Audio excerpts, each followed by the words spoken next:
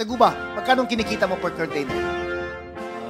Meron po akong 10,000 sa tracking, meron po akong 10,000 pa uling patong, tapos container deposit. Sabihin natin mga 30,000. 30,000. That's included in the 170,000 per container? Yes po, Your Honor. Included na. Congressman Flores, if I may. Go ahead, sir. Gusto ko lang kasi para makumpleto yung Go ahead, sir. picture. Go ahead, Chair. Mark, gaya nung tanong ni Congressman Flores, so roughly kumikita ka ng 20,000 per container. Yes po, Your Honor. So, halimbawa, sa isang linggo may 100 container ka, meron kang more or less 2 milyon sa isang linggo. Hindi naman po sila palaging nagbabayad agad. So, yung iba utang. So, pero more or less mga malaking halaga rin po. So, ibig sabihin, pag container, kasi may 20-footer na container, may 40-footer na container. So, regardless of the size, basta yun ang tara. Opo. So, alam mo ba kung kanino napupunta yung magkano 170 per container? Yes po, Your Honor. Pwede mo bang ikwento sa amin ni Congressman Kit kung kanino napupunta yung 170 na yun? Kung alam mo lang, no? Kung ano yung breakdown ng 170 na yun? Sabi ko nga po, mahirap naman po magsalita ngayon dahil wala naman sa akin yung mga dokumento ko.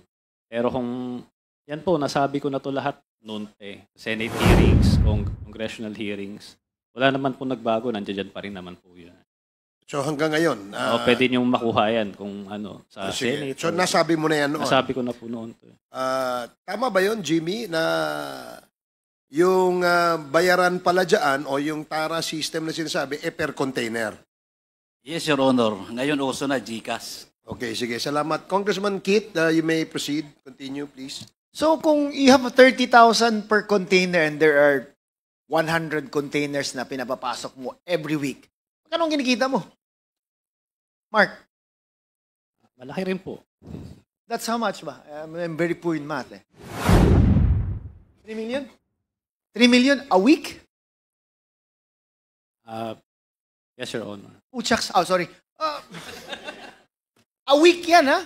Your Honor, hindi lagi dahil po yung mga Chinese po hindi naman po talaga sila kaagad nagbabayad. O sige, if you compare yourself to the other mga yung nagpapapasok ng containers, small time ka ba, big time, or medium? Wala, small time lang po. Small time ka lang. So may ibang mas nagpapapasok pa ng mas malaking number of containers kaysa sa'yo? Opo. Every week? Meron po, marami po. With the indulgence, Mr. Chair of Congressman Kit Flores, gusto lang in relation to what you're saying, yung 170 na binabayaran mo, Mark, yun ay talagang walang resibo yon na anuman. Walang kinukuha sa yung resibo anuman. Hindi ka binibigyan ng resibo, whatever. O magkano niliresibuhan doon? Sa TARA po ba ito? Sa TARA meron. Sa TARA po ba ang sinasabi ninyo? Hindi, yung 170 binabayaran mo. Meron po.